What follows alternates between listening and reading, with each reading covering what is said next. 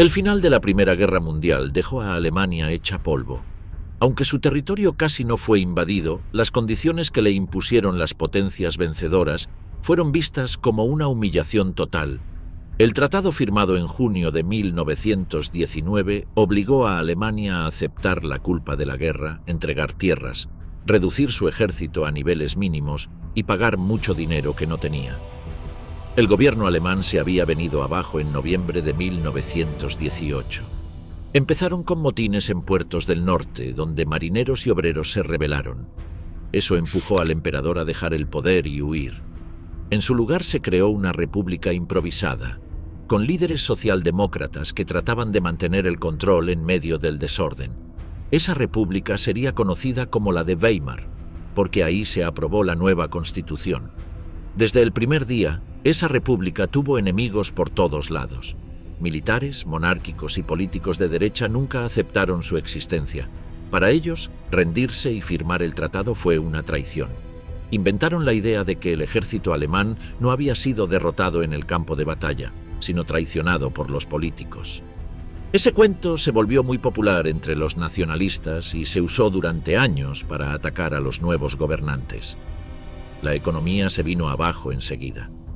La guerra había dejado al país sin dinero y con muchas deudas. Para pagar lo que pedían los vencedores, el gobierno empezó a imprimir billetes sin control. Eso desató una inflación que nadie podía parar. En 1923, un dólar valía billones de marcos. El sueldo perdía valor en cuestión de horas. Comprar pan era una carrera contra el tiempo. Los ahorros de toda una vida se esfumaban en días. La angustia era total. En medio de ese desastre aparecieron bandas armadas de todo tipo. Grupos comunistas querían repetir lo que había pasado en Rusia. En varias ciudades intentaron tomar el poder. Al mismo tiempo, ex-soldados formaban milicias de derecha que golpeaban huelguistas y mataban políticos de izquierda. Una de las más activas eran los Freikorps, con excombatientes que despreciaban la democracia y soñaban con restaurar el imperio. Las calles se volvieron zonas de guerra.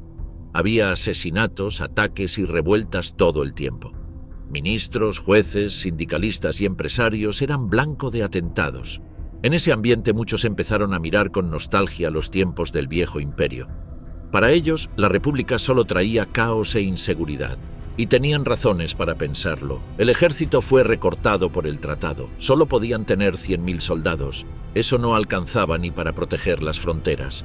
La policía no daba abasto. En muchas regiones mandaban los grupos armados o autoridades locales. El Estado era débil y se notaba. El sistema político nuevo tenía voto para todos, un parlamento y reglas modernas. Pero no funcionaba bien. Había muchos partidos, nadie lograba mayoría y los gobiernos duraban muy poco. La gente veía que la democracia no resolvía nada. Las potencias vencedoras no se iban. Tropas extranjeras ocupaban partes del país, como el Ruhr, y vigilaban que Alemania cumpliera lo firmado. Eso generaba más rabia entre la población. La prensa de derecha usaba esos hechos para hablar de humillación y traición. En esa situación surgieron grupos que antes eran vistos como locos. Sus ideas extremas empezaban a sonar menos raras. Hablaban de nacionalismo, antisemitismo, mano dura y orgullo patrio. Uno de esos grupos se llamaba Partido Obrero Alemán. Era chico, pero muy ruidoso. Se reunían en cervecerías y hablaban de recuperar el país. A uno de esos encuentros fue un exsoldado llamado Adolf Hitler. Había peleado en el frente sin grandes logros, pero hablaba fuerte y sabía conectar con la gente. Los líderes del grupo lo notaron. En poco tiempo se volvió su principal orador. Su discurso mezclaba odio, culpa y promesas de venganza. Decía que los judíos, los comunistas y los políticos habían destruido Alemania, y muchos le creyeron. Ese pequeño partido cambió de nombre y se convirtió en el Partido Nacional Socialista Alemán de los Trabajadores. Todavía era minoritario, pero el terreno estaba listo. La república no podía dar orden ni comida. La gente tenía miedo y buscaba respuestas. Entre los escombros de 1919 empezó a crecer el movimiento que iba a cambiar todo. El despertar del nacionalsocialismo. Después del caos de la posguerra, el Partido Obrero Alemán era solo uno más entre muchos grupos pequeños que aparecían en Múnich. A finales de 1919 no pasaban de 50 personas. Su plan era reunir a obreros que estuvieran hartos del marxismo, pero también del sistema tradicional. Uno de sus miembros era Adolf Hitler, un excombatiente que había sido enviado por el ejército para espiar movimientos extremistas. Hitler asistió a una reunión del partido por primera vez en septiembre de ese año. Escuchó las ideas, discutió con uno de los oradores y llamó la atención. El jefe del grupo, Anton Drexler, lo invitó a unirse. Hitler aceptó. Era un tipo sin rumbo, sin empleo fijo, sin estudios ni familia. Pero tenía una habilidad para hablar en público que muy pronto lo convirtió en el principal agitador del grupo. En 1920, el partido decidió cambiar de nombre. Pasó a llamarse Partido Nacional Socialista Alemán de los Trabajadores. Era una mezcla rara de ideas nacionalistas y sociales. El nombre fue pensado para atraer a obreros, pero también a patriotas y exsoldados. Eligieron como símbolo una esvástica negra sobre fondo blanco y rojo, colores del viejo imperio. Ese mismo año lanzaron un programa con 25 puntos. Pedían la unión de todos los alemanes, la anulación del Tratado de Versalles, más tierra para el pueblo, el fin de la inmigración y la expulsión de los judíos. Querían un Estado fuerte, sin corrupción, sin prensa libre y sin capitalismo extranjero. Mezclaban ideas antisemitas, racistas y autoritarias con reclamos populares. El grupo seguía siendo chico, pero en Múnich ganaba visibilidad. Hitler se convirtió en el orador principal. Llenaba cervecerías con discursos encendidos, atacaba a los comunistas, a los judíos, a los políticos, a los empresarios. Prometía devolver el orgullo, castigar a los traidores y rescatar la patria. Su estilo era agresivo y teatral, usaba el cuerpo, la voz y los gestos para encender al público. En 1921 Hitler logró tomar el control total del partido. Se impuso a sus rivales internos y exigió obediencia completa. Quería decidir todo, el programa, los aliados, el rumbo. Para eso necesitaba un grupo de choque. Lo creó con antiguos soldados y jóvenes violentos. Se llamaba la Sección de Asalto, o SA. Su tarea era proteger las reuniones nazis y romperlas de los rivales. Las SA vestían camisas pardas y actuaban como un ejército. Golpeaban comunistas, interrumpían actos, desfilaban con orden. Eran muchos excombatientes frustrados, sin empleo, que buscaban acción. Para ellos el partido era una forma de seguir la pelea. Hitler los usó para mostrar fuerza y crear miedo. También le daban una imagen de orden frente al caos general. Entre 1921 y 1923, el partido creció rápido. Empezaron a publicar un periódico propio, Der Völkischer Beobachter. Era sensacionalista, lleno de ataques y rumores. Ayudó a difundir el mensaje nazi entre obreros, comerciantes y soldados. La inflación, el desempleo y la inestabilidad hacían que mucha gente escuchara con atención. Hitler no era el único extremista activo. Había grupos paramilitares por todas partes. Algunos eran separatistas bávaros, otros eran monárquicos, muchos solo querían tumbar al gobierno de Berlín. El clima en Múnich era tenso. La policía toleraba a los radicales de derecha y perseguía a los de izquierda. Eso hizo que Hitler se moviera con libertad. En 1923, la situación empeoró. Las tropas francesas ocuparon el Ruhr, el corazón industrial de Alemania. El gobierno respondió con pasividad. La inflación se disparó aún más. El marco valía menos que el papel donde se imprimía. Los sueldos se perdían en horas. La comida escaseaba. Muchos culparon a los políticos y al sistema. Hitler creyó que había llegado su momento. Decidió copiar el modelo de Mussolini, que un año antes había marchado sobre Roma con sus camisas negras. Hitler planeó una acción similar. Un golpe de fuerza desde Múnich para tomar Berlín. Pero no tenía los medios ni el apoyo suficiente.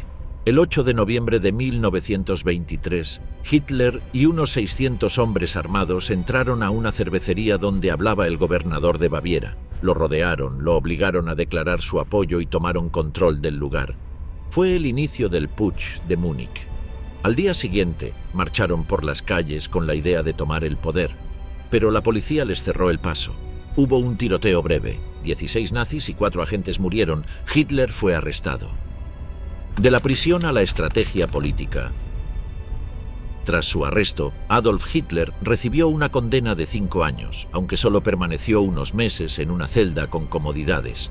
Aprovechó ese encierro para redactar un libro donde expuso su visión política completa, titulado Mein Kampf. Allí expresó su rechazo al sistema parlamentario, su ambición de una Alemania poderosa y su odio hacia los judíos y los marxistas. Desde el encierro, Hitler se dio cuenta de que un nuevo intento violento no iba a funcionar. Por eso, cuando salió en 1924, empezó a cambiar la estrategia del movimiento. Su plan era llegar al poder usando las reglas existentes. Quería convertir al partido nazi en una fuerza legal y fuerte, usando votos en vez de armas. Aunque seguía siendo un hombre que buscaba el control total, ahora apostaba por el camino legal para lograrlo. El partido nazi estaba dividido después del fracaso del golpe. Algunos seguidores querían seguir con la lucha directa en las calles, otros ya no confiaban en él. Hitler, sin embargo, retomó el mando absoluto del partido desde el primer momento en que salió del encierro. Para asegurarse de que nadie desafiara su poder, creó reglas claras dentro del partido. Ningún miembro podía criticar sus órdenes, y él era el único que decidía qué camino seguir. En 1925, el partido nazi fue reorganizado por completo. Adolf Hitler impuso una estructura vertical. Él estaba arriba con todo el control. Debajo, colocó mandos intermedios que respondían solo a él. El grupo paramilitar que antes había estado disperso, llamado SA, fue reactivado y puesto al servicio directo del partido, no como grupo autónomo, sino como brazo de presión y fuerza en las calles.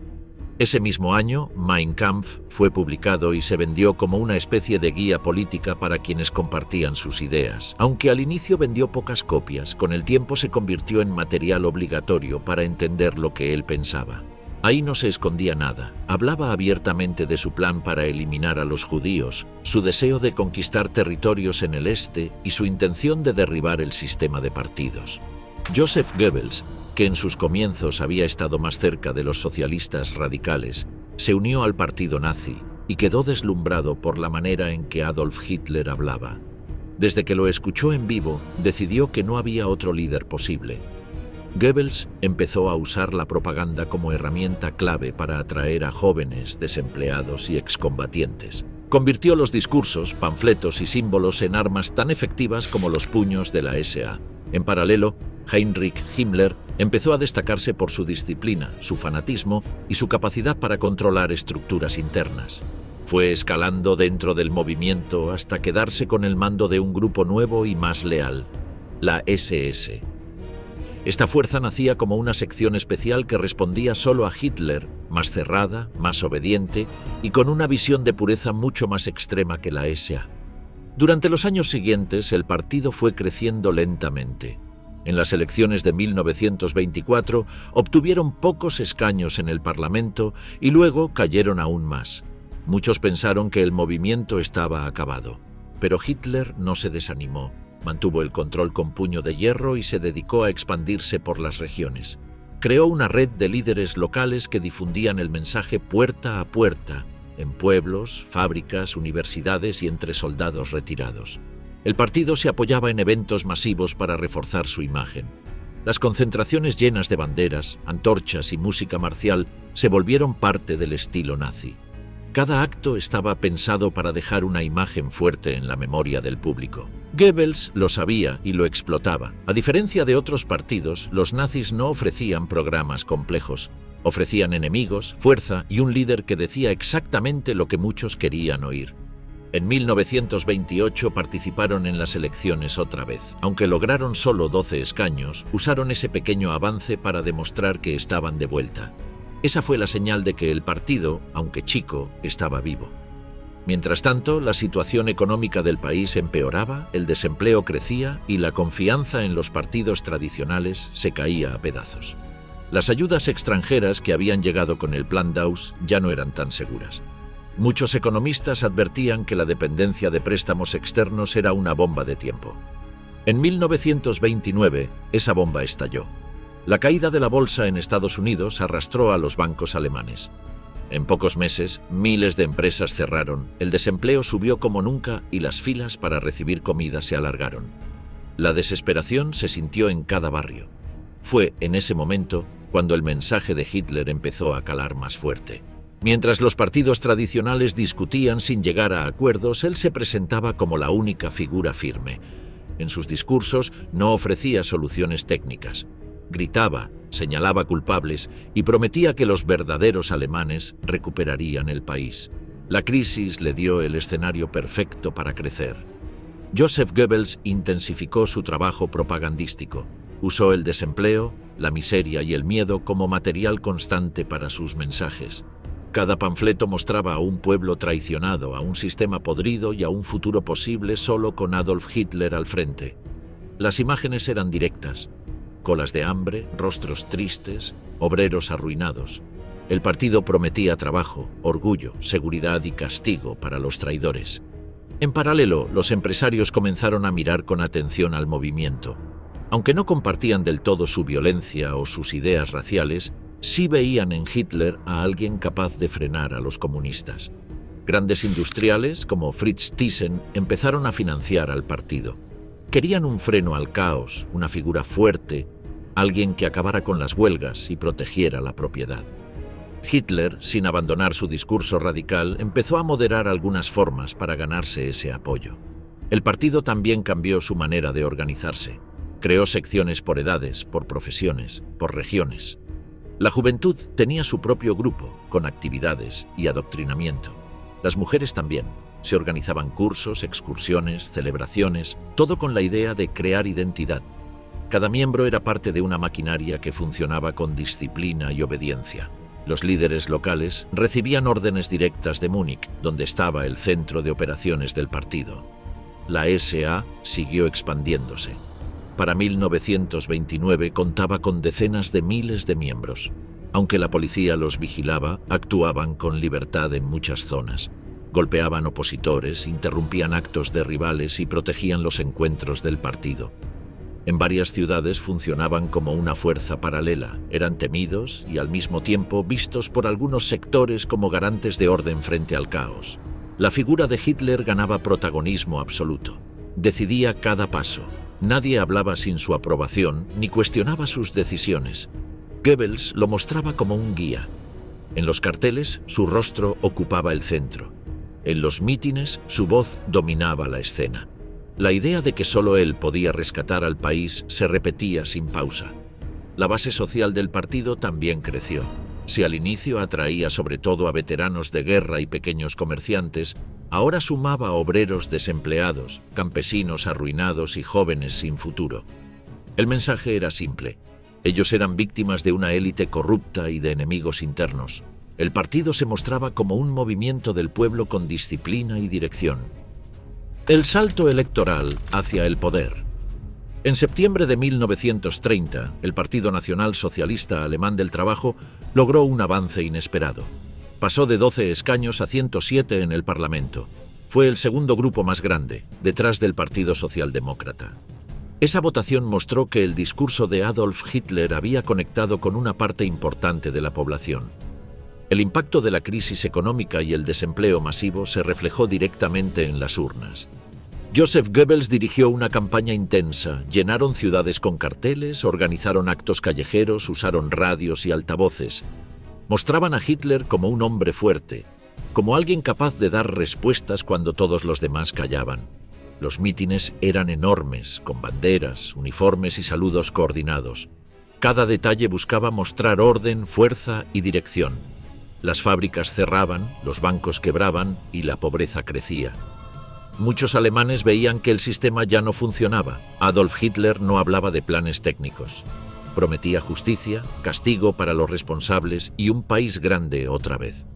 El mensaje era simple y directo. No necesitaba explicaciones. Solo bastaba con escuchar y decidir. Las SA intensificaron sus acciones. Protegían los actos del partido, patrullaban barrios y golpeaban a rivales políticos. La policía, sobrepasada o desinteresada, casi no intervenía. En muchos pueblos el grupo actuaba con total libertad. Aumentó su número de integrantes, muchos jóvenes sin trabajo que buscaban pertenecer a algo. Las élites empezaron a tomar nota. Algunos empresarios y banqueros vieron en el partido una fuerza útil contra el comunismo. El propio Fritz Thyssen se acercó más. Se abrieron líneas de dinero, encuentros privados, acuerdos discretos. A Hitler le bastaba con que no lo frenaran. Ganar influencia era el siguiente paso. Paul von Hindenburg, el presidente, no simpatizaba con Hitler. Lo veía como un agitador, un oportunista sin formación, pero también entendía que el país se desmoronaba. Las elecciones demostraron que los partidos tradicionales ya no podían sostener un gobierno estable. Desde entonces se empezó a gobernar por decreto. Heinrich Brüning, el canciller en ese momento, trató de contener la crisis recortando gastos y subiendo impuestos.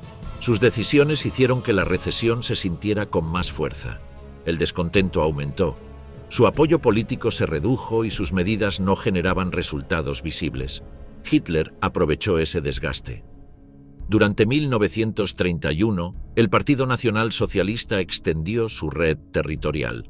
Aumentaron las sedes locales, los centros juveniles y los grupos femeninos. Las campañas de afiliación eran diarias. En los pueblos los mensajes llegaban por radio o por voceros del partido.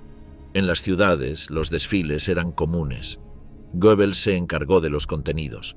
Redactaba boletines, dirigía la prensa partidaria y hablaba en eventos masivos. Mostraba a Hitler como un hombre de destino, un elegido que traería estabilidad. Al mismo tiempo señalaba culpables: marxistas, judíos, extranjeros, traidores. El lenguaje era agresivo, directo, sin matices. En julio de 1932 se realizaron nuevas elecciones. El partido obtuvo más de 13 millones de votos. Consiguieron 230 escaños. Ahora eran la fuerza más grande del Parlamento. Ese resultado confirmó que ya no eran una minoría marginal. Adolf Hitler exigió el cargo de canciller, quería el poder completo. El presidente Hindenburg se negó. Nombró a Franz von Papen como nuevo canciller. Este no tenía partido propio. Gobernaba sin mayoría parlamentaria. Fue una decisión impopular. Hitler no aceptó quedar relegado. Organizó más mítines, desafió al gobierno, movilizó a las SA. La tensión crecía cada semana. Von Papen disolvió el Parlamento y llamó a nuevas elecciones en noviembre de 1932. El partido de Hitler perdió 2 millones de votos, pero aún así mantuvo 196 escaños. Seguían siendo los primeros. Los comunistas también subieron. La polarización era evidente. Hermann Göring fue elegido presidente del Parlamento. Desde esa posición, bloqueó varias medidas del gobierno. Controlaba la agenda y usaba el cargo para frenar a sus adversarios. Von Papen renunció. Kurt von Schleicher tomó su lugar. Intentó dividir al Partido Nacional Socialista ofreciendo cargos a algunos de sus miembros. La estrategia fracasó. Hitler no permitió fracturas. Mostró control total sobre su organización. Rechazó todos los acercamientos. Quería la Cancillería o nada. Los contactos entre el partido y sectores conservadores aumentaron. Algunos empresarios, militares y políticos veían que Hitler podía ser útil si era contenido. Pensaban que, una vez en el gobierno, podrían manejarlo. Lo veían como un vehículo para restaurar el orden, no como un peligro real. El 30 de enero de 1933, Adolf Hitler recibió el nombramiento oficial de parte de Paul von Hindenburg. La reunión se realizó en la residencia presidencial. También estuvieron presentes Franz von Papen y Otto Meissner. El decreto fue firmado ese mismo día en horas de la mañana. La ceremonia fue breve. El nuevo gobierno quedó compuesto por una mayoría de figuras conservadoras. Wilhelm Frick tomó el Ministerio del Interior. Hermann Göring recibió la cartera del Interior de Prusia. Franz von Papen fue designado como vicecanciller. Alfred Hugenberg se encargó de economía. El resto eran aliados de confianza de Hindenburg y de la derecha tradicional. Solo 3 miembros del gabinete pertenecían al Partido Nacional Socialista. El resto venía de partidos conservadores y del aparato estatal. La idea de von Papen era simple: usar a Hitler para frenar al movimiento obrero y restaurar el orden sin dejarle espacio real de decisión. Lo veían como una figura útil pero manejable. El nombramiento no generó resistencia institucional. Las Fuerzas Armadas aceptaron la decisión. Los empresarios mostraron aprobación. Algunos incluso enviaron cartas de respaldo. En Berlín, las calles se llenaron de militantes uniformados. Se organizaron marchas con antorchas y tambores. La prensa aliada al nuevo gobierno habló de un nuevo comienzo. Goebbels redactó el primer comunicado. Hablaba de un cambio necesario, de una limpieza moral y de una recuperación nacional. El tono era agresivo, con llamados a la unidad bajo un liderazgo firme. Se distribuyó en miles de copias por todo el país. Los periódicos del partido lo replicaron sin editar. Desde el primer día, El nuevo gabinete actuó con rapidez. Se prohibieron varias manifestaciones obreras. Se censuraron publicaciones de izquierda. En algunas regiones se detuvieron a activistas sindicales. La policía recibió órdenes de colaborar con las SA. Göring coordinó estas acciones desde Prusia, sin pasar por el Parlamento. Franz von Papen celebró reuniones con empresarios y diplomáticos. Aseguraba que la situación estaba bajo control. Prometía estabilidad, inversiones y paz social. Decía que Hitler no tenía mayoría propia, que el poder real estaba en manos del presidente y de los ministros conservadores. Negó cualquier plan radical. Adolf Hitler convocó al gabinete a sesiones casi diarias. Escuchaba a todos, pero imponía ritmo y temas. Evitaba discusiones largas, exigía rapidez y lealtad. Hablaba con tono firme, usaba silencios largos y miradas directas. Frick y Göring acataban sin objeciones. Los demás ministros empezaron a notar su control. Hugenberg intentó frenar algunas decisiones. Propuso medidas económicas moderadas. Hitler lo ignoró. Prefirió actuar con decretos y anuncios públicos. Goebbels difundía las decisiones antes de que fueran consultadas con el gabinete. Era una forma de fijar el rumbo sin esperar consenso. La táctica funcionaba. Las SA aumentaron su presencia en ciudades clave. Organizaron patrullas, intimidaron a rivales políticos, ocuparon edificios públicos. Las autoridades locales no ofrecían resistencia. Göring ordenó a la policía que colaborara o que se mantuviera al margen. Muchos uniformados simpatizaban con el partido, otros temían represalias. Se creó una nueva oficina de propaganda. Goebbels la dirigía desde Berlín, controlaba carteles, folletos, emisiones radiales y artículos de prensa. El discurso era uniforme: orden, trabajo, unidad y disciplina. Se evitaban temas técnicos, se usaban frases cortas, imágenes fuertes y símbolos reconocibles. En los primeros 15 días del nuevo gobierno se aprobaron 30 decretos. La mayoría afectaban derechos civiles, controlaban la prensa o permitían detenciones sin orden judicial. El objetivo era claro: eliminar a los adversarios, reforzar el control interno y consolidar la estructura de poder. Los partidos de centro y derecha no ofrecieron resistencia. Algunos creían que podrían frenar a Hitler desde dentro. Otros confiaban en Hindenburg. Pensaban que el presidente usaría su autoridad para limitar cualquier exceso. Nadie actuó con decisión. Los sindicatos se mostraron desorientados. La izquierda estaba dividida. El 13 de febrero se anunció la disolución del Parlamento. Se convocaron nuevas elecciones para marzo. Hitler quería mayoría propia. Inició una campaña masiva. Viajó por todo el país en avión. Habló en estadios, plazas, estaciones y fábricas. Los mítines eran diarios, siempre con la misma escenografía. Goebbels organizó desfiles nocturnos, conciertos y transmisiones radiales. Las ciudades se llenaron de carteles con la imagen de Hitler. Se presentaba como el salvador nacional. Decía que el país debía elegir entre caos o orden. El tono era agresivo pero eficaz. La respuesta del público era creciente. El 4 de marzo, Göring dirigió una redada masiva en Berlín. Arrestaron a cientos de comunistas, socialistas y críticos del gobierno. Las oficinas de prensa de izquierda fueron cerradas. Se incautaron imprentas, radios y panfletos. Se justificó como medida preventiva ante posibles sabotajes.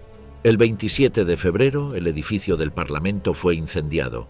La policía detuvo a un joven comunista holandés llamado Marinus van der Lubbe. Hitler y Göring usaron el hecho como excusa. Dijeron que era parte de un plan mayor para tomar el poder. Se redactó un decreto de urgencia. El documento fue firmado al día siguiente. Suspendía derechos individuales, autorizaba detenciones sin juicio, permitía la intervención de la policía en cualquier estado. Se aplicó en todo el país. Fue el primer paso legal hacia la dictadura. El gobierno actuó sin demoras. Franz von Papen no protestó. Alfred Hugenberg apoyó la medida. Paul von Hindenburg firmó sin objeción. Solo algunos jueces expresaron dudas. Nadie los escuchó. El poder se concentraba. Hitler dejaba de ser solo canciller.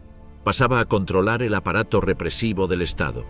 Los empresarios ofrecieron respaldo económico para las elecciones de marzo. Reunieron fondos, organizaron eventos y publicaron anuncios en favor del partido. No pedían condiciones, solo querían estabilidad y garantías contra el comunismo. Hitler prometía ambas. Dictadura en marcha, control y propaganda. El 5 de marzo de 1933, Alemania volvió a las urnas. El partido de Hitler buscaba una mayoría absoluta para asegurar el control del Parlamento. En medio de la campaña, el incendio del Parlamento permitió aplicar el decreto presidencial que suspendía derechos civiles. Los comunistas fueron perseguidos con fuerza. Muchos candidatos quedaron fuera de la contienda y otros ni siquiera pudieron aparecer en público. El día de la votación, las calles estaban llenas de banderas, uniformes y vigilancia armada. Las SA y la policía patrullaban cerca de los colegios electorales. Los periódicos oficiales anunciaban que solo un triunfo total traería estabilidad. Los militantes del partido trabajaban en turnos, llevaban boletas en la mano, presionaban a votantes y llenaban urnas. El resultado no fue el esperado. El partido de Hitler obtuvo 43% de los votos. Fue su mejor marca hasta el momento, pero no alcanzaba el control del Parlamento. Aún así, con el respaldo de los nacionalistas de Alfred Hugenberg, lograron sumar una mayoría simple. Los comunistas fueron excluidos por decreto. Eso alteró la proporción de bancas. El régimen empezó a mover piezas. El 21 de marzo se organizó una ceremonia en Potsdam. Fue en la iglesia de los reyes prusianos. Paul von Hindenburg apareció con uniforme de gala. Hitler llegó de traje oscuro, se inclinó ante el presidente. La imagen fue publicada en miles de portadas. El acto sirvió para mostrar unidad entre el viejo poder y el nuevo. 2 días después, el 23 de marzo, el Parlamento se reunió para votar una ley que cambiaba por completo las reglas. La llamada ley habilitante permitía al gabinete dictar normas con fuerza de ley sin pasar por el legislativo. Necesitaban 2/3 para aprobarla. Los socialdemócratas votaron en contra, pero el resto apoyó. Los comunistas no estaban presentes. Muchos habían sido detenidos. Otros estaban escondidos. Algunos huyeron del país. El presidente del Parlamento autorizó que sus escaños no contaran para el quórum. La maniobra fue legalizada sin discusión. La ley fue aprobada sin obstáculos. Desde ese momento, el gobierno podía actuar sin control. Adolf Hitler no perdió tiempo. En abril, se ordenó la expulsión de funcionarios judíos de la administración pública. Se suspendieron publicaciones opositoras. Se intervinieron gobiernos regionales. En cada estado federado se nombraron comisarios con poderes totales. El país se volvió una estructura centralizada. Las decisiones se tomaban desde Berlín. El 1 de mayo fue declarado Día Nacional del Trabajo. Se organizaron desfiles, marchas y actos masivos. Los líderes sindicales fueron invitados como muestra de buena voluntad. Al día siguiente, sus oficinas fueron ocupadas por las SA. Los dirigentes fueron arrestados. Las cuentas bancarias pasaron a manos del nuevo organismo oficial. Se creó el Frente Alemán del Trabajo. Era el único ente permitido para representar a los obreros. Su jefe era Robert Ley. Estaba directamente subordinado al canciller. Los empleados ya no podían negociar condiciones ni formar gremios. Las huelgas quedaron prohibidas. Cualquier protesta se consideraba acto de sabotaje. La propaganda del régimen explicaba las medidas como necesarias para la unidad nacional, resaltando la idea de una comunidad unida y disciplinada. En junio se prohibieron los partidos políticos restantes. Algunos se disolvieron por decisión propia. Otros fueron clausurados por decreto. Las oficinas fueron cerradas. Los fondos fueron confiscados. Los líderes pasaron a vigilancia. El país quedó con una sola agrupación autorizada, el Partido Nacional Socialista de los Trabajadores Alemanes. Las organizaciones juveniles también fueron absorbidas. El movimiento juvenil alemán pasó a ser parte de las juventudes del partido. Los deportes, los campamentos y las actividades culturales quedaron bajo supervisión directa. El uniforme, el saludo y los cantos se unificaron. La meta era formar una nueva generación con disciplina y obediencia. La estructura de poder se consolidó rápido. Cada región tenía un líder regional del partido, cada ciudad un jefe local, cada barrio un responsable de manzana. Era una red organizada por niveles, todos dependían del jefe máximo, cada orden bajaba en línea recta, cada nivel vigilaba al que tenía debajo. La policía fue purgada, los oficiales leales a la República fueron retirados. Se promovió a quienes mostraban afinidad con la nueva línea. Se crearon unidades especiales. Se entrenaron en técnicas de interrogatorio, control de masas y detención rápida. Las cárceles recibían nuevos internos cada semana. El Ministerio del Interior publicó nuevas normativas. Se incluyeron listas de autores prohibidos, se eliminaron asociaciones civiles, se reescribieron los manuales escolares. Los inspectores visitaban aulas, bibliotecas y centros comunitarios. Se eliminaba cualquier rastro de oposición. También se promovía una imagen única del país. La figura de Adolf Hitler empezó a aparecer en retratos, billetes, sellos, libros, álbumes y estampas. Era mostrado como líder fuerte, protector del pueblo, defensor de la patria. Las radios repetían su voz. Los discursos eran emitidos en cadena. Las salas de cine abrían funciones con noticieros producidos por el gobierno. Los periódicos fueron intervenidos con rapidez. Los jefes de redacción recibían órdenes desde Berlín. Se revisaban titulares, imágenes y comentarios. Las publicaciones independientes fueron cerradas o absorbidas. Cada artículo debía ajustarse al mensaje oficial. Las radios fueron obligadas a transmitir partes diarias. Los discursos del canciller ocupaban el horario central. Joseph Goebbels fue nombrado ministro encargado de controlar el contenido que llegaba a la gente. Desde su despacho, revisaba guiones, supervisaba filmaciones y preparaba campañas. Se organizaban semanas temáticas en los medios. Cada mensaje debía reforzar una idea: el nuevo Estado, el orden recuperado, el enemigo interno, la obediencia como deber. Las universidades fueron revisadas por comités del partido. Los docentes que no encajaban fueron despedidos. Se promovía a quienes demostraban compromiso con la línea oficial. Las carreras se ajustaron, los programas cambiaron. La historia se enseñaba desde una sola versión. Los alumnos usaban textos revisados por la oficina central. El sistema judicial fue reconfigurado. Se nombraron jueces leales, se eliminaron normas que estorbaban los decretos, se introdujeron tribunales especiales para tratar casos de traición, sabotaje y propaganda enemiga. Las audiencias eran rápidas, las sentencias se dictaban en el momento. No había derecho a defensa plena ni apelación. La policía política se expandió. Se creó una oficina central de inteligencia, se capacitó a nuevos agentes, se organizaron redes de informantes. Cada barrio tenía responsables, cada carta era revisada, cada llamada podía ser monitoreada. Los arrestos se hacían sin orden judicial. Las celdas se llenaban de detenidos por razones políticas. Los profesores debían jurar fidelidad. Cada director debía reportar actividades sospechosas. Las canciones escolares fueron reemplazadas. Los mapas mostraban una nueva geografía. Las biografías permitidas se limitaban a figuras aprobadas. Las palabras, los símbolos y hasta los colores fueron estandarizados. La cultura quedó bajo un solo control. Los médicos debían afiliarse a la organización del partido. Se reguló la atención médica. Se obligó a registrar datos detallados de los pacientes. Se usaron esas listas para aplicar políticas selectivas. Las clínicas privadas fueron intervenidas. Los hospitales estatales quedaron bajo vigilancia. Se prohibieron ciertas investigaciones. Se impulsaron otras con aval oficial. Los artistas fueron llamados a reuniones.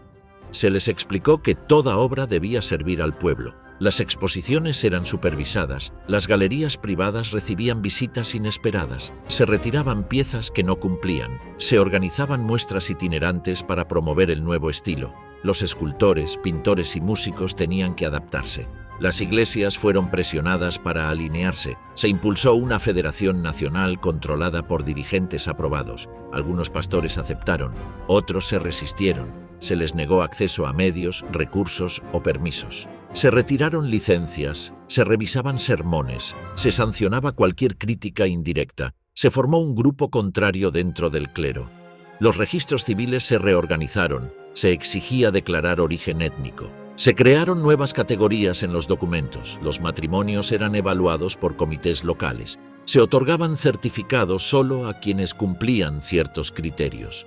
Las parejas recibían recomendaciones oficiales. Las bodas se realizaban bajo rituales diseñados por el partido. Los nombres de calles fueron modificados. Se colocaron placas nuevas en 1000 esquinas. Las plazas pasaron a llamarse conmemorando a los caídos del movimiento. Las estatuas antiguas fueron reemplazadas por bustos del nuevo líder. Se eliminaron símbolos del pasado. Las estaciones de tren cambiaron de nombre. Las fiestas patrias fueron redefinidas.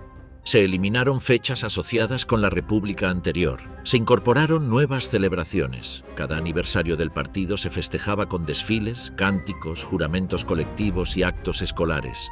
Se distribuían panfletos con instrucciones. Las familias debían decorar sus casas con banderas. Los empleados públicos recibían cursos obligatorios. Se evaluaba su comportamiento, se revisaban antecedentes familiares, se pedía participación en actos partidarios, se vigilaba asistencia a reuniones, cualquier desvío era anotado. Se formaron expedientes, los ascensos dependían de la lealtad. Los despidos eran inmediatos en caso de duda. Las fábricas pasaron a formar parte del Sistema Nacional del Trabajo. Los propietarios firmaban convenios, se aplicaban normas comunes, se obligaba a colgar retratos en los salones. Las instrucciones llegaban desde el Ministerio del Trabajo. Se pedía donar al Fondo Patriótico. Los empleados eran evaluados por su conducta cívica. Los barrios obreros fueron pintados con lemas. Se organizaron juegos colectivos. Se distribuían folletos puerta a puerta. Se instalaban altavoces para transmitir discursos.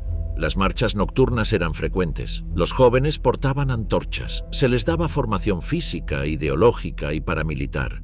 Cada semana tenían actividades programadas. Los tribunales actuaban con base en simples denuncias. Una charla casual o una frase interpretada como crítica bastaba para terminar en prisión. La gente aprendió a callar, a sentir y repetir. El miedo se volvió parte del día a día. Las visitas eran escasas, las cartas evitaban temas sensibles y la autocensura se convirtió en norma. Para finales de julio de 1933, el país estaba bajo un mando único, con una voz y un discurso centralizados. Partidos, sindicatos, publicaciones independientes y asociaciones sin control oficial desaparecieron. Todo elemento ajeno al proyecto fue suprimido. La purga interna. La noche de los cuchillos largos, Adolf Hitler venía acumulando poder desde hacía más de un año, pero todavía enfrentaba obstáculos internos que podían ponerlo en peligro. Uno de ellos era Ernst Röhm, jefe de las SA, una organización armada que superaba en número al propio ejército alemán. Röhm buscaba que estas tropas fueran el nuevo ejército del país y con eso ganarse un lugar central dentro del poder. Las SA, que en otros tiempos habían sido útiles para intimidar a rivales políticos y mostrar fuerza en las calles, se habían convertido en un problema para Hitler. La cúpula militar no aceptaba que un grupo de milicianos callejeros los reemplazara. Los generales tradicionales desconfiaban del comportamiento de Röhm, de su discurso igualitario y de su insistencia en una segunda revolución. Hitler lo sabía, y esa tensión ya era insostenible.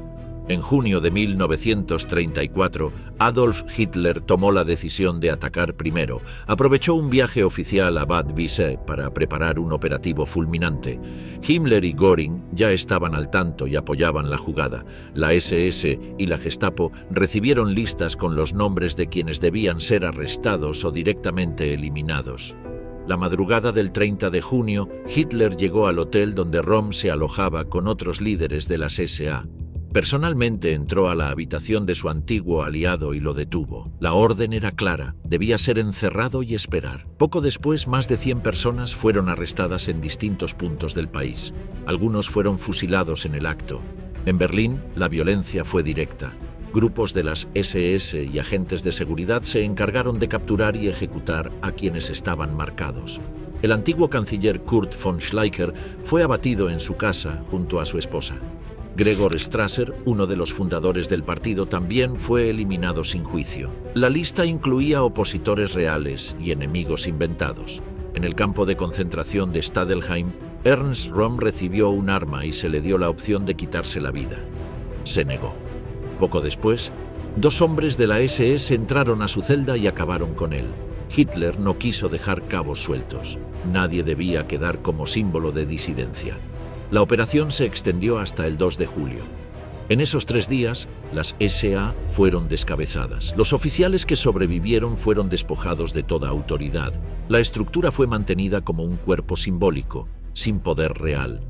La SS, en cambio, ganó peso y autonomía. El ejército alemán recibió con agrado lo que había ocurrido. Los generales, que temían ser reemplazados por la milicia de Röhm, entendieron que Hitler les había tendido la mano. Días después, prestaron juramento de fidelidad personal a él, no al Estado ni a la Constitución. Ese fue un paso clave en la creación de un régimen totalmente subordinado a su figura. El 3 de julio, Adolf Hitler se presentó ante el Parlamento. Vestía uniforme, hablaba con tono severo y sin rodeos. Explicó que había intervenido para frenar una traición. Mostró documentos y acusaciones recopiladas por la Gestapo. No dejó lugar a dudas. La SA había puesto en riesgo la estabilidad del país. El aplauso fue inmediato. Ningún diputado se atrevió a objetar. Ese mismo día, el Ministerio de Justicia difundió una ley con fecha retroactiva que declaraba legales todas las acciones del 30 de junio al 2 de julio. La redacción fue precisa. Las medidas tomadas por el Führer fueron en defensa del Estado. El texto convertía los asesinatos en actos oficiales. El mensaje era nítido. Cualquier decisión del líder quedaba por encima del derecho tradicional. El aparato propagandístico trabajó a fondo para imponer una narrativa única. Joseph Goebbels ordenó que todos los periódicos publicaran el mismo titular: Hitler actúa para salvar a Alemania. Las radios repitieron el discurso oficial durante horas. Se distribuyeron panfletos, se organizaron mítines y se produjo una película sobre los hechos. Todo estaba diseñado para reforzar la imagen de un líder que había restaurado el orden con mano firme. La SA quedó completamente desarticulada. Sus cuarteles fueron cerrados o vaciados. Miles de integrantes perdieron su estatus y beneficios. Algunos fueron trasladados a otras dependencias, pero sin poder ni influencia. La mayoría fue obligada a regresar a la vida civil. La estructura que alguna vez había simbolizado la calle, la agitación y la conquista del poder quedó reducida a recuerdos. En paralelo, la SS adquirió un nuevo rol. Heinrich Himmler reestructuró el cuerpo como una fuerza autónoma, con funciones propias y acceso directo al Führer. Se convirtió en un aparato de seguridad interno con campos, inteligencia y autoridad operativa. La lealtad de sus miembros era absoluta. El uniforme negro reemplazó al marrón de las SA como símbolo del poder real dentro del régimen. A nivel político, la purga marcó un antes y un después. Ningún otro grupo dentro del partido se atrevió a reclamar protagonismo. Las diferencias internas fueron eliminadas sin negociación. Adolf Hitler dejó en claro que la unidad se lograba por eliminación, no por diálogo. Desde ese punto, las reuniones se volvieron monólogos. Los discursos, órdenes, los congresos, desfiles. El ejército también cambió su dinámica. Al recibir garantías de que la milicia paralela había sido desmantelada, los generales firmaron el Pacto de Fidelidad Personal. Ese documento se convirtió en juramento obligatorio para cada oficial, soldado o recluta. Ya no se debía obediencia a una bandera o a una institución. La subordinación era directa al Führer sin mediaciones. El clima en las instituciones se transformó. Las oficinas públicas, los tribunales, los ministerios y las universidades adoptaron un nuevo tono. Se retiraron cuadros, se ajustaron currículos, se promovieron leales y se apartó a críticos. Los rumores bastaban para iniciar expedientes. Los cargos se entregaban por confianza, no por mérito. La eficiencia cedió paso a la obediencia. Los aliados conservadores del régimen entendieron el mensaje. Hombres de negocios, jefes religiosos y dirigentes provinciales comenzaron a replicar el estilo. Se priorizó la disciplina sobre la opinión. Los comités fueron reemplazados por órdenes verticales. Las decisiones se concentraron en núcleos reducidos. La información se centralizó en Berlín. Las provincias enviaban reportes, no hacían preguntas. Dentro del partido, los cuadros medios adoptaron una actitud nueva. El cálculo político cambió. Ya no bastaba con militar o participar. Era necesario anticipar deseos, interpretar señales y mostrar iniciativa subordinada. Las lealtades se volvían visibles. Los silencios también. Nadie quería parecer tibio o ambiguo. El oportunismo pasó a ser un mecanismo de defensa. Los eventos del 30 de junio dejaron un impacto psicológico duradero. Los testigos evitaron hablar. Las familias de las víctimas recibieron amenazas para mantener el silencio. En muchos casos, los cuerpos nunca fueron entregados. Se prohibieron homenajes, funerales públicos o cualquier señal de duelo. Incluso entre simpatizantes del régimen, el miedo se volvió constante. En el extranjero, la noticia se recibió con preocupación. Algunos gobiernos enviaron notas diplomáticas de advertencia, otros simplemente retiraron agregados militares. La prensa internacional describió lo ocurrido como un giro autoritario. Sin embargo, dentro de Alemania la reacción fue mínima.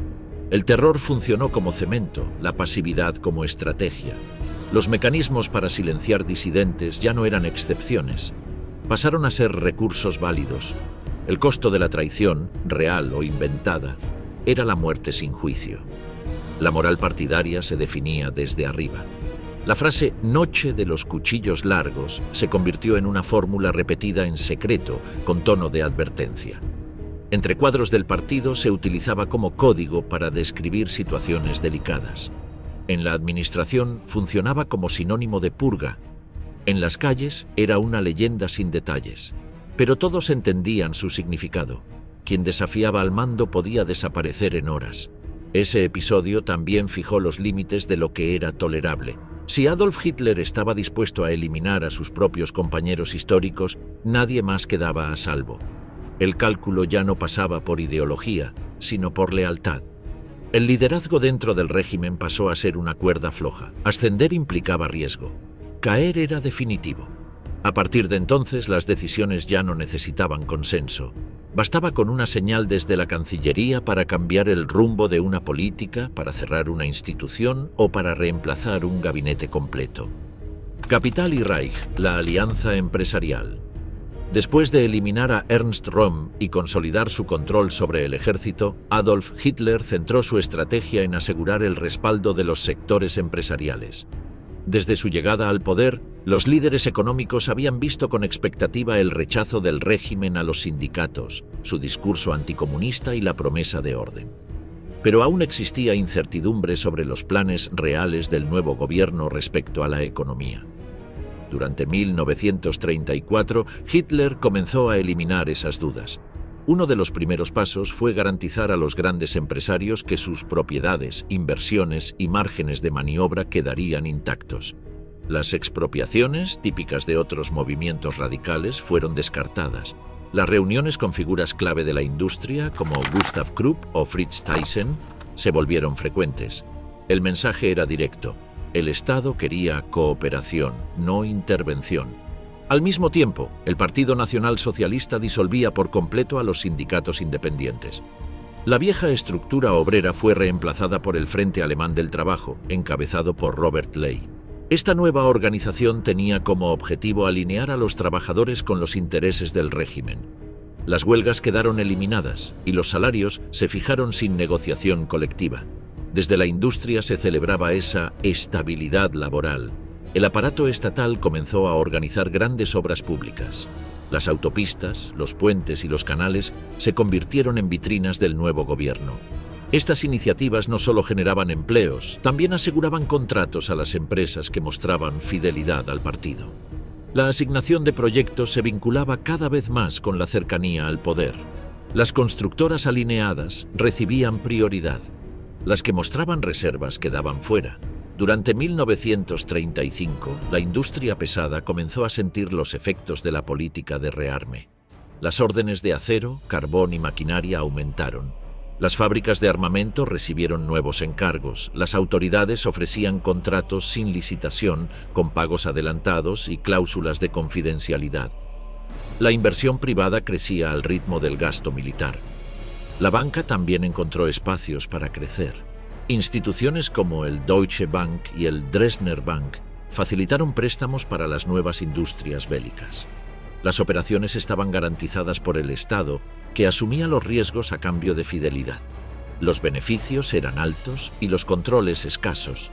Mientras tanto, el Ministerio de Economía, bajo Hjalmar Schacht, mantenía una política monetaria flexible y negociaba directamente con las principales cámaras empresariales. Hitler delegaba en sus ministros la gestión económica, pero supervisaba de cerca las relaciones políticas. Mantenía reuniones privadas con empresarios clave y ofrecía garantías de continuidad. A cambio, exigía compromiso con los objetivos del régimen. Ese pacto no era formal, pero sí claro. Apoyo financiero a cambio de protección y expansión. Las contribuciones al partido se multiplicaron y muchas compañías crearon fondos ocultos para financiar actividades del NSDAP. El rearme fue el núcleo de esa alianza. Las industrias vinculadas al sector militar se convirtieron en pilares del nuevo sistema. Las fábricas de aviones, tanques y armas ampliaron su capacidad. La creación de empleo ocultaba el desvío masivo de recursos hacia fines bélicos. El desempleo se reducía, pero las estadísticas eran manipuladas. Se excluían a las mujeres, a los judíos y a los trabajadores forzados del conteo oficial. Durante este periodo, Hitler reforzó el control ideológico dentro del mundo empresarial. Los líderes de cámaras de comercio, gremios y asociaciones sectoriales fueron reemplazados por miembros del partido. Las decisiones ya no respondían solo a criterios económicos, sino también políticos. La obediencia se volvió requisito para recibir contratos, licencias o acceso a divisas. Las exposiciones industriales, organizadas por el régimen, se convirtieron en vitrinas de propaganda. Se presentaban como evidencia del renacer económico alemán, pero detrás había una red de dependencia entre el poder político y los grandes grupos empresariales. Cada proyecto servía a un doble objetivo: modernización y control. La economía fue moldeada según las necesidades del partido, se eliminó toda forma de oposición sindical, se restringió la competencia externa y se favoreció a los aliados. El sistema no permitía márgenes de disenso. Las decisiones se tomaban desde arriba y el margen de maniobra empresarial dependía de la cercanía al partido. En paralelo, la política económica avanzaba hacia el objetivo del rearme total.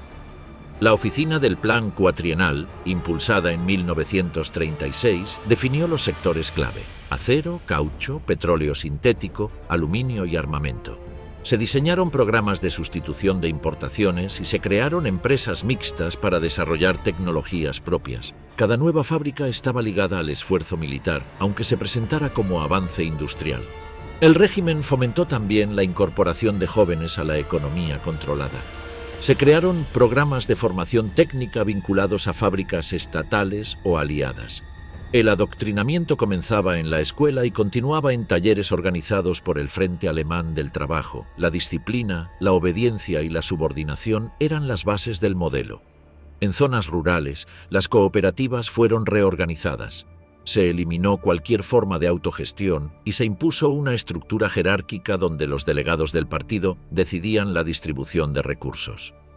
Los precios agrícolas eran fijados por las autoridades y los excedentes se destinaban a reservas estratégicas. La propiedad seguía siendo privada, pero su uso quedaba supeditado a objetivos del Estado. El uso de mano de obra forzada comenzó a organizarse de forma preliminar en esta etapa. Aunque todavía no existía el sistema de trabajo esclavo extendido que se vería años después, ya se experimentaba con prisiones y campos de internamiento. Las autoridades asignaban a ciertos empresarios contingentes de trabajadores detenidos, bajo condiciones opacas. Esto servía como ensayo para lo que vendría. A nivel internacional, el régimen buscó mantener la imagen de un país en recuperación. Las visitas diplomáticas incluían recorridos por fábricas modelo, estadios modernos y vías rápidas. Las cifras de desempleo eran maquilladas y los informes financieros eran adaptados para mostrar equilibrio. El objetivo era atraer crédito externo sin revelar la verdadera orientación militar de la economía. La élite empresarial se fue adaptando. Algunos aceptaban por pragmatismo, otros por convicción. Las ganancias eran altas y el margen de maniobra dependía de la cercanía al poder. Muchas compañías desarrollaron sus propios canales de comunicación con jerarcas del partido. Se ofrecían donaciones, beneficios en especie, viajes, favores. El vínculo era directo, funcional y sin controles. A fines de 1936, la economía alemana ya operaba bajo una lógica completamente subordinada al proyecto político. No había espacio para iniciativas que no se alinearan con los objetivos del régimen. La burocracia económica actuaba como filtro ideológico. Las decisiones se tomaban desde la cúspide del partido y se ejecutaban de forma vertical. El aparato empresarial quedó atrapado en esa estructura. Exclusión racial y leyes de Nuremberg. En septiembre de 1935, durante el Congreso del Partido en Nuremberg, Adolf Hitler presentó un conjunto de normativas que formalizaron la exclusión jurídica de los judíos en Alemania. Estas disposiciones, conocidas como las leyes de Nuremberg, fueron elaboradas rápidamente por el Ministerio del Interior y validaron en el papel lo que ya se venía imponiendo de hecho desde hacía 2 años: la marginación total del pueblo judío de la sociedad alemana. La primera ley definía quién era considerado judío. Se basaba en criterios genealógicos, no religiosos. Si una persona tenía 3 o más abuelos judíos, era clasificada como judía, independientemente de su fe o identidad cultural. 2 abuelos judíos bastaban para ser etiquetado como mestizo de primer grado. El sistema establecía jerarquías raciales. La pertenencia quedaba sellada por el linaje, no por la conducta. No existía modo de escapar de esa categoría. La etiqueta era permanente. La segunda ley retiraba a los judíos su ciudadanía. Dejaban de ser ciudadanos del Reich, solo conservaban un estatus de súbditos sin derechos políticos. Esto implicaba la exclusión de toda representación, el veto al servicio público y la prohibición de ocupar cargos docentes, judiciales o administrativos. También perdían el derecho a votar y a presentarse a elecciones. La estructura legal borraba su pertenencia al cuerpo político de Alemania. La tercera disposición, conocida como la Ley para la Protección de la Sangre y el Honor alemanes, prohibía los matrimonios y relaciones sexuales entre judíos y ciudadanos alemanes. Cualquier vínculo íntimo era considerado una amenaza biológica para la pureza del pueblo. Las parejas ya casadas no podían seguir conviviendo legalmente. Las relaciones sentimentales mixtas pasaron a ser tratadas como delitos. Se criminalizaba el contacto humano, no solo el institucional. El aparato del Estado se encargó de implementar las nuevas normas. Las oficinas locales del partido, las comisarías, las escuelas y los juzgados recibieron instrucciones precisas. Se elaboraron registros raciales. Los formularios exigían declarar la procedencia de los abuelos. Las familias tuvieron que revisar sus árboles genealógicos. Los errores o falsificaciones eran castigados. Los funcionarios se convirtieron en agentes de clasificación étnica. Los tribunales especiales, conocidos como tribunales de raza, comenzaron a operar con rapidez. Su función era verificar la ascendencia de los acusados y determinar su pertenencia racial. Las decisiones se basaban en certificados de nacimiento, partidas de bautismo y testimonios. Las personas eran sometidas a procesos largos y humillantes. Algunos intentaban probar que no eran judíos. Otros eran denunciados por vecinos, exparejas o rivales. Los periódicos publicaban casos ejemplares. Se informaba de profesores expulsados, médicos destituidos, empresarios despojados de sus negocios. Los nombres se divulgaban como escarmiento. El mensaje era claro: no había espacio para quienes portaran sangre judía. Las leyes se aplicaban incluso en zonas rurales y alejadas. La vigilancia era constante. Los informantes estaban por todas partes. El miedo al señalamiento obligaba a las familias a cortar lazos. La policía recibía instrucciones de actuar sin demoras. Las redadas en cafés, cines y parques eran comunes. Los agentes identificaban a los presentes y revisaban documentos. Si encontraban parejas mixtas, las separaban y arrestaban. Los hombres eran llevados ante jueces, las mujeres interrogadas. La sospecha de relación con un judío bastaba para arruinar una carrera o destruir una familia. Las denuncias por celos, venganzas o intereses personales aumentaron. La prensa oficial reforzaba el discurso racial. Joseph Goebbels, desde el Ministerio de Propaganda, impulsó campañas para glorificar la pureza alemana. Las revistas juveniles mostraban imágenes de familias arias ideales. Las películas incluían mensajes sobre los peligros del mestizaje. En las escuelas, los maestros enseñaban biología racial como parte del currículo. Se hacían mediciones craneales, análisis faciales y exámenes de origen. Las empresas se sumaron al proceso. Muchas comenzaron a despedir a sus empleados judíos sin necesidad de justificación legal. Otras colocaban carteles en sus vitrinas: prohibido el ingreso a judíos. El transporte público fue restringido. Las universidades negaban matrícula a estudiantes con ascendencia no aria.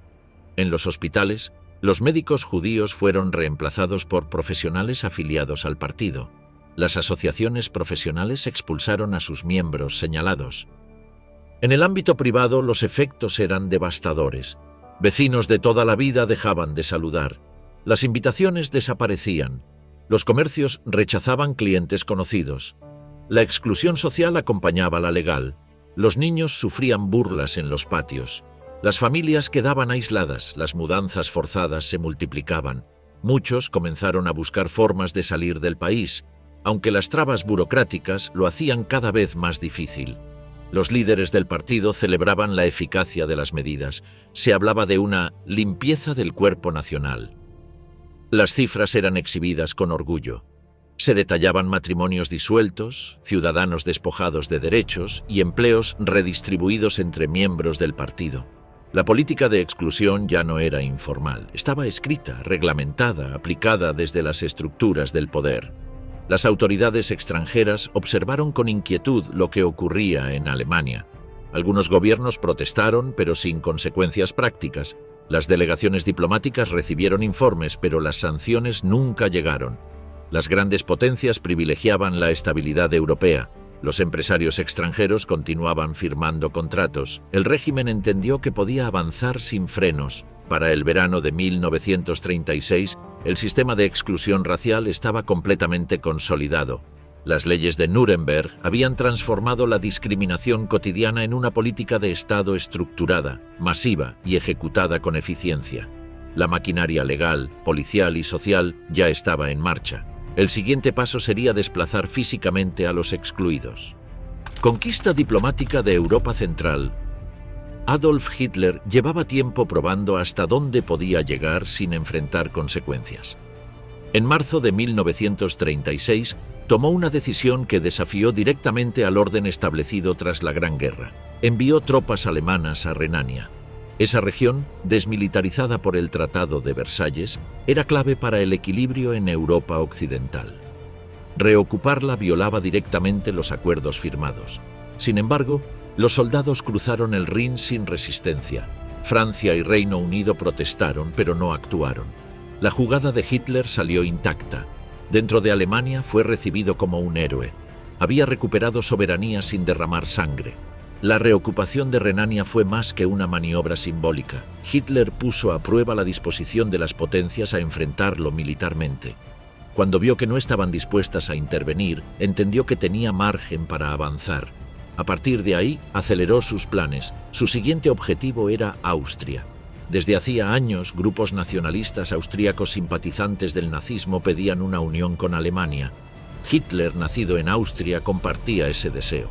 En febrero de 1938, presionó al canciller austríaco Kurt Schuschnigg para permitir más participación de los nazis en el gobierno local. Schuschnigg aceptó a regañadientes, pero al mismo tiempo anunció un referéndum para que el pueblo decidiera si quería mantener la independencia. Hitler no esperó ese resultado. El 11 de marzo ordenó el despliegue de tropas hacia Austria. Al día siguiente, los soldados alemanes cruzaron la frontera sin disparos. Fueron recibidos por multitudes que agitaban banderas y saludaban con entusiasmo. Al llegar a Viena, Hitler proclamó oficialmente el Anschluss, la incorporación total de Austria al Tercer Reich. Los líderes aliados volvieron a condenar la medida, pero otra vez no hicieron nada. La anexión de Austria tuvo consecuencias inmediatas. Miles de opositores fueron arrestados. Judíos austríacos comenzaron a ser perseguidos. Las leyes raciales de Nuremberg se aplicaron de inmediato. Al mismo tiempo, la propaganda nazi difundió imágenes de bienvenida popular para justificar la operación como una reunificación legítima. Hitler apareció en las calles de Viena como un líder venerado. El mensaje era claro: su influencia se expandía sin enfrentarse a obstáculos reales. Tras ese éxito, Hitler puso su mirada en Checoslovaquia. En el extremo oeste de ese país se encontraba la región de los Sudetes, habitada por una importante minoría de habla alemana. El régimen nazi argumentó que esa población era discriminada y exigió su incorporación al Reich. A lo largo de 1938, intensificó la presión diplomática. Mientras tanto, grupos pronazis dentro de los Sudetes agitaban el clima político.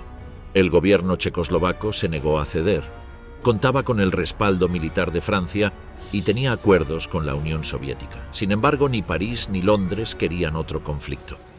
En septiembre de ese año, el primer ministro británico Neville Chamberlain y su homólogo francés Édouard Daladier volaron a Múnich para negociar directamente con Hitler. El dictador exigió la entrega inmediata de los Sudetes.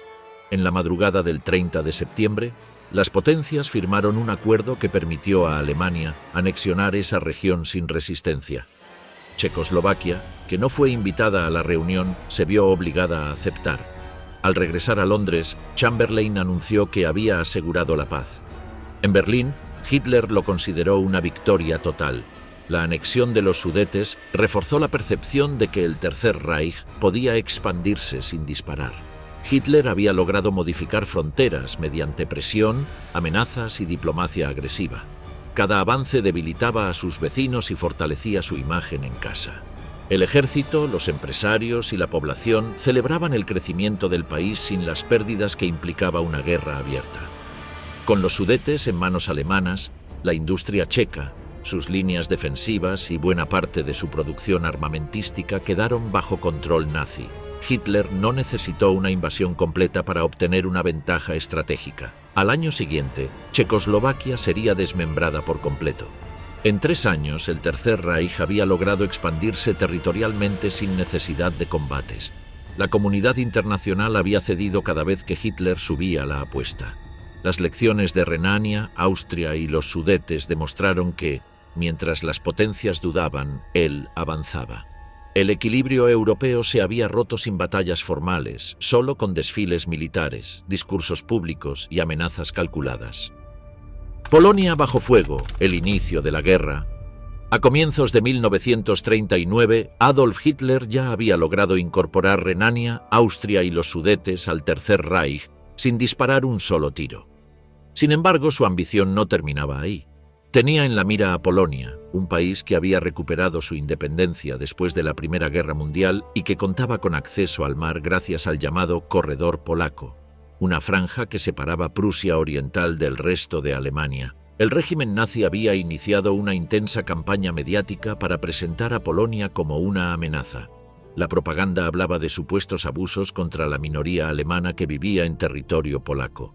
Además, Hitler reclamaba el control de la ciudad libre de Danzig y exigía una conexión territorial entre Alemania y Prusia Oriental. Las autoridades polacas se negaron a ceder. Varsovia sabía que cualquier concesión sería seguida por nuevas demandas. En marzo de 1939, Hitler rompió públicamente el acuerdo firmado en Múnich con Reino Unido y Francia. Ese mismo mes, ocupó el resto de Checoslovaquia, dejando en evidencia que su palabra no tenía valor diplomático. Ante ese avance, Londres y París anunciaron que garantizarían la independencia de Polonia. El mensaje fue directo: si Alemania atacaba, habría guerra. Hitler no se detuvo. En agosto, sus diplomáticos negociaron en secreto con la Unión Soviética. El 23 de ese mes se firmó el pacto Ribbentrop-Molotov. Oficialmente, era un acuerdo de no agresión. En la práctica incluía cláusulas secretas para repartirse Europa del Este. Alemania obtendría el oeste de Polonia, mientras que la URSS tomaría el este y los países bálticos. Con ese pacto asegurado, Hitler tuvo vía libre para lanzar su ofensiva. En la madrugada del 1 de septiembre de 1939, tropas alemanas cruzaron la frontera polaca. La invasión se ejecutó con una estrategia coordinada que combinaba unidades terrestres, divisiones blindadas y ataques aéreos. Fue la primera demostración del estilo de guerra que los nazis llamaron Blitzkrieg, o guerra relámpago. Las defensas polacas, aunque valientes, no lograron frenar el avance. La Luftwaffe bombardeó rutas, estaciones de tren y ciudades. Varsovia fue atacada desde el aire desde los primeros días. La maquinaria alemana avanzaba con rapidez, cortando líneas de comunicación y sembrando el caos. Las imágenes de columnas de tanques atravesando pueblos polacos marcaron un nuevo tipo de conflicto, rápido, brutal y sin tregua. El 3 de septiembre, Reino Unido y Francia cumplieron su promesa. Declararon la guerra a Alemania. Sin embargo, durante semanas no realizaron operaciones ofensivas reales. Fue el inicio de lo que luego se conoció como la Guerra Falsa. Mientras tanto, Polonia luchaba sola. El 17 de septiembre, aprovechando la situación, la Unión Soviética invadió por el este. El país quedó atrapado entre dos potencias que habían pactado su destrucción. En menos de un mes, el Estado polaco dejó de existir como entidad soberana. Varsovia cayó el 28 de septiembre. Las autoridades fueron arrestadas, deportadas o eliminadas.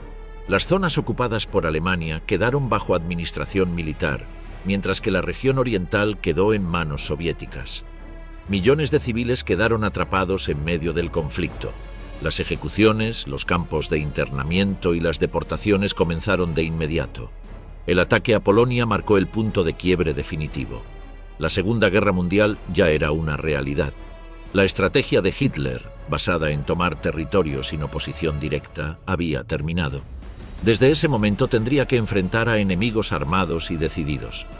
Aún así, confiaba en que su superioridad militar le daría ventaja. El régimen nazi apostaba a una guerra corta, fulminante y victoriosa.